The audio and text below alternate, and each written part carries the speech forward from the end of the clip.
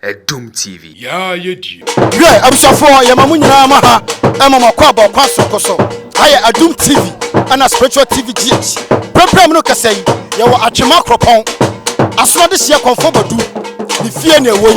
Never do at Akropon here. Now you are mamma and tea and your baby. As long as you conform do and then an origin by a fashion. It is all to a need a TV and now for Nanama conform qua and a choice here. Now we be say you can't buy a fashion and it's here. Nanama conform to be a soup. Nana na okrosuma no odi bayre e di pie bayre pan ene tie ma be pie mu atwa Akropon here na fontonfron etwagu o machi na ya amamna ne amanenti aso de hye konfo badu ti ane ya ba be pie mu a ya ba bedu eti anche ya be koro na nchen ne na di komo afa ne bayre fa sei ane the way forward e de la Ghana ye hwe ni mu free ye de bayre fa sei ene de keka ho enu ti jame wo be ma me no pamfo ya ba pie mu atwa Akropon here na ya amamna ne amane ye be sua de ni akyekyere boa ni apanipoma sibre eno ti mo ke ho na ba be sua de e wa atwema Akropon apedwa efie na apaya ebedwa papa enche ye na badu na mu e babo komo ni abusa ne tribu pa e ba de ne bayira fa hye a hyeso okwa soro koso so mo ke ho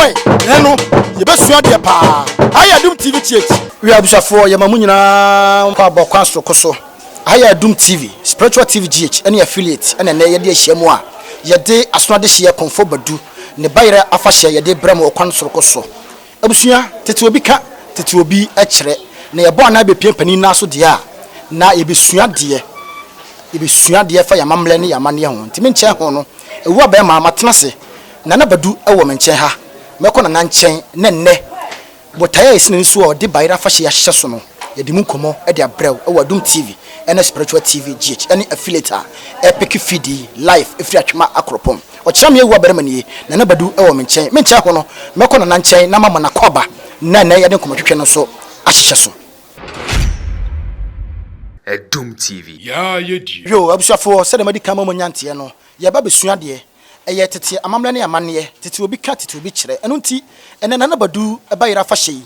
ya bo anan abepie mu a ye pe bibia hu ne ye pa de asua nti no ye ne nana e ba be bonkomo ne ye hu botai poti a e ka nana e ma enne wodi afefede yi ahyehye so e wo atwema Akropon ti meko nana nchen na fe de nkomotwetwe no ahyehye so taw ewu aba manie nana modaroma mema aha e mo akwa baba Doom TV na spiritual TV GH ya nyando efie bokode efie ye ho ye yo nana modaroma obi bubusa se kase bayira fasha ene dien ye wa fasha pi ye wa sentimentem na ye ba amamne ne amane kwa so nanom edi bayira sei ane kire me da wase de edinka amam chia utumfo setu ye mana finchi apa nsa nso chia mikro mampon be poso oman hene na nabo amakwa bi nsa chia mabusu pani na nasante je abo konongo tazme chia Akropon mani nyina na masa chia Akropon hene na safo kantanka na asem ni nyina ne se ye kan bayere afasha ye ma tituru ye Okomfo na ya na afiafi na bayere bayere nso ba na oye Okomfo na mfa bi nto bosomso a untani udia tete no ne nyina udia wense wahunu nsankyere ni bi kire se onkaye bosomso afiaso ntiti nyame pe na etu bayere na dibia na tete nyame abọ ho afofi amafia beto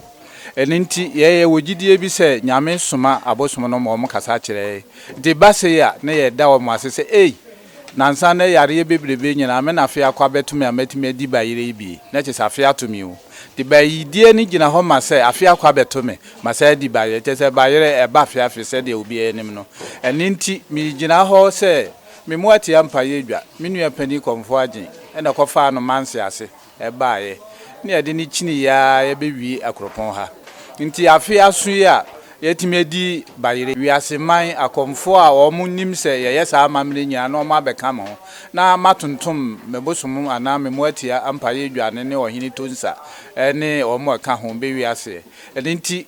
bayere afa hye ni gina o masa afia so ye da nyame ase se afia kwa beto ye Miji safi biya o ta hye efan na de na ma afi afa hye eye soronko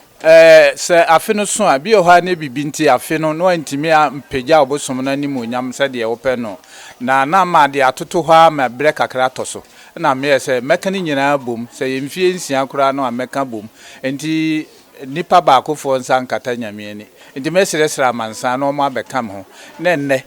ya timi akodwa kese mu akoda na nato nsadi se waye bia maye nti winimu aye ha ase efiada enne nura yisiri pa ma de chi ni nyina ka ma mere ho se ya ni agi o afia kwa beto ye ma hunu minue kasa no ho ma nya me ba ne kasa nti afi we no na mabobo ano ache nti na afi we de ma ho na ma na ye kese abusua nana badu ne bayra afahye ane abo anan a ye de abepiem wo atwema akropon titi obi ka titi obi ekire ana pani asian de da no afanto a efiri tonti ebepiem se de a yesua de no na ye bobo ho na fa ya pibibi nso ehun na boda ruma wo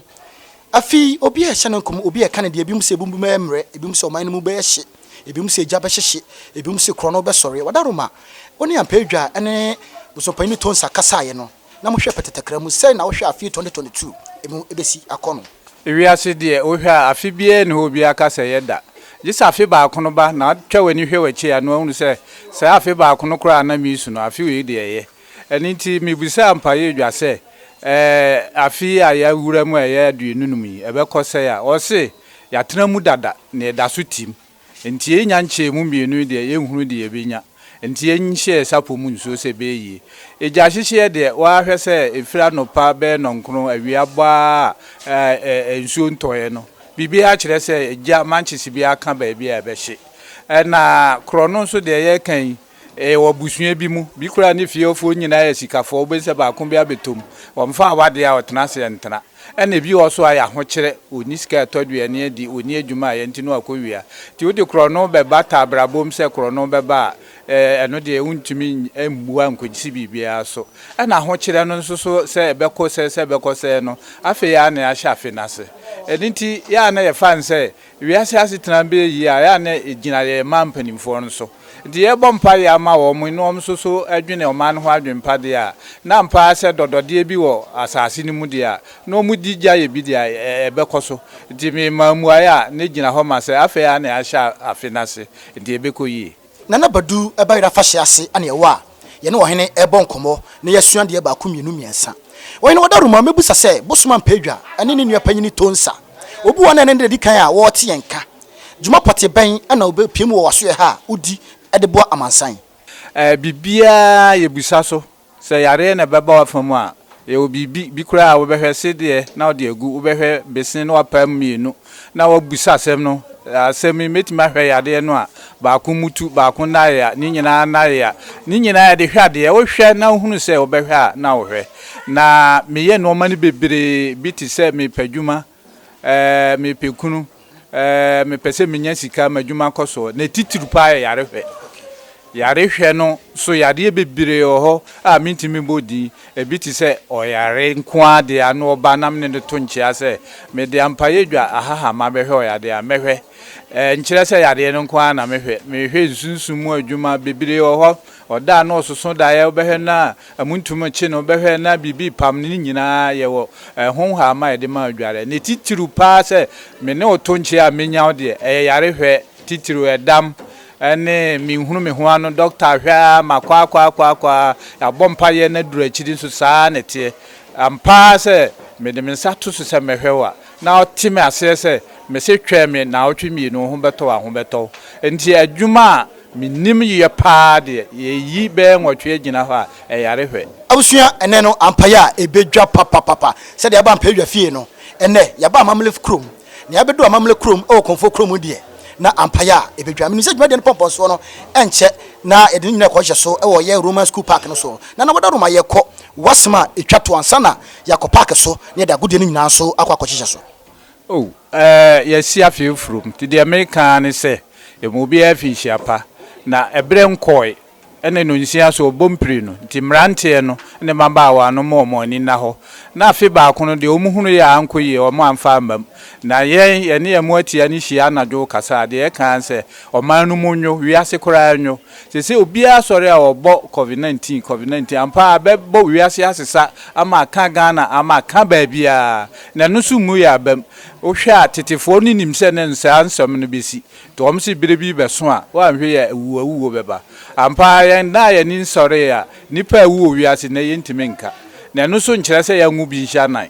ɛne nti no de America ne sɛ ye ma obi afinhyi apa na obi anhye ne sapo mu nsu na obi anhye ne ho so na obi aso nya adwumaden sikaduro kura na abegye aye adwuma ansa na akobu sekire na sɛ wo ye sikaduro na ani adwuma menyini sɛ ne koso obeba nti ma no nkra me de mama nsan sɛ me chia ma komfoa me makomfo me ka komfo a yenketo ano ametete wo mo na me ka komfo so wo mo apon ye ho a wo mete wo mo adwuma chia obia na me da Akropon hina sɛ enei onumpo oba bebo mu dwanum bi na waba be hia na nabo amakopi na afi so mabusu ya pani oho so ahunu sɛ minuen odi ampaye dwaye adwuma nti hwedom a omo baba wo no na titiru obi a ekwabusa Okomfo ho a omanamba mumu omfere bibi kire so akohye wo hyebirim wodi usofo na obayare ne se wo bompaye na anye ya fa no bra mpaye dwa ho ne nhwe no ne ho ba no no so ba beto asore nyuma no abeto jan se obeka se onim se gidifo bi wo ba bi se ye mfa ye banko doctor ye manu moja enti obobo mpaye sa ade ebechi na kola no enso obo wo ade ebechi amana wu no anadwo wa na no na ode na akopie ba bi na akogye ne nsem enti se oye duye ni a na sofo de obi ba enwene no ho hwe no oye sofo so a bibi kiro so a kwohwe o hyebirim enti medi kosi se wo kwohwe o hyebirim a manenye onwanwa manenye ofere. Okay, abusua asno de se Okomfo badu ene ne bonkomo e wadum TV ana spiritual TV GH ene affiliate se da na ase no wadaroma bibi kire wadwene na onti ase a kwohwe o hyebirim ai ko abisa we yaye dim nti wadaroma enche ye beko eye park so ne da gude ni nyina ahyehye so ochirame ewu abarima ni medin ye be hia ebiew ewo ye RC school park no so hode ampaya ebedwa papa Edum TV. Yeah, you do.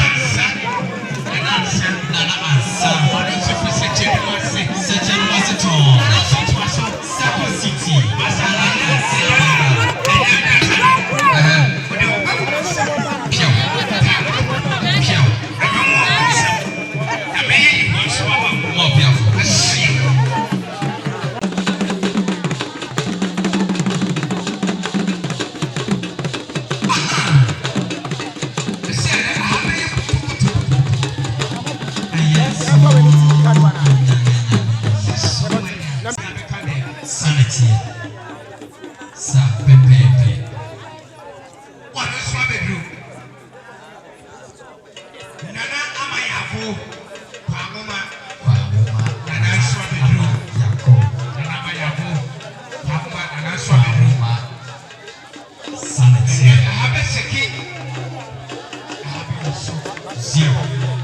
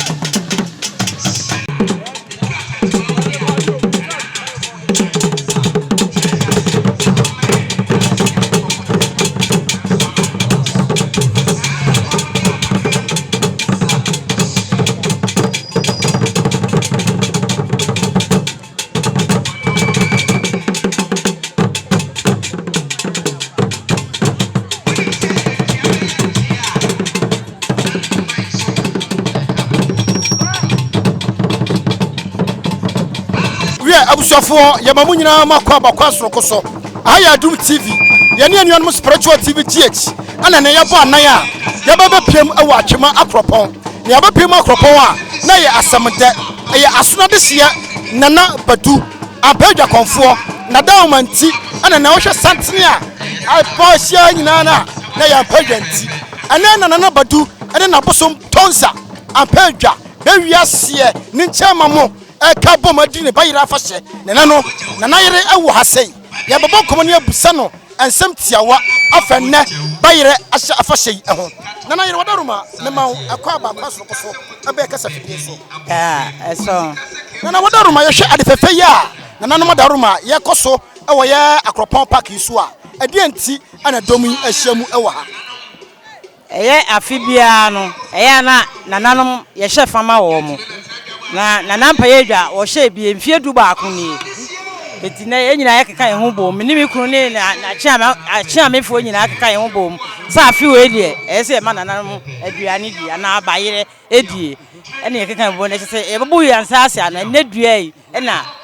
esese ye bebo dua kese no ma mansa nyina hu se ampa yedwa dwa ene abo no kese yo nana yere wadaruma wo ye kese nana eti bayira amamre ni amane kwaso asante kasa mu emu odu emu do ye kasa se nana eti bayira na wo hyefa wo hye bayira fa sai na asante kasa mu akire o di bayira ache se ye hye busum na ndimonyam sebe ya ni di ebe page santimai mu so bia ndim no eti se ebodwa kese se ya na obia hu se ampaye dwa na o di bayira na o hyefa ana wo hye ye hye na ndimonyam amano yo nana wadaruma wo ye hwe edwobo yase a ani tiri na tintiri bebre ana aba ebi fra chichi ni pinche na aba asamba na woka kire nana no mo mutimi de odo ababo dom ebeta na na mpadwa chi amana hye ne fa yo nana no ye damo ase ewo epepa mama ampaye dwa se watimi ya hye fa kese na mo nyina motimi abeta na kire nana ede oni bibia oka eka aseda ho ade fefe se de ye asese wo freda na Okomfo ni nyina de obetimi aba de wantimi ama wo ma yetimi aba de titirufo bebre na abehie mu wo mo beta na chi ame ya hyefa no yo abusuan wadaruma se de ampani ese ne ne eye afahye entini ya wa ha asono de hye konfo badu ampadwa konfo a ne boso panyin ne eye tonsa na daruma ene ne na badu e hyefa no eti so hu se na nanom abodwa e wa ha titire ne ntrevichi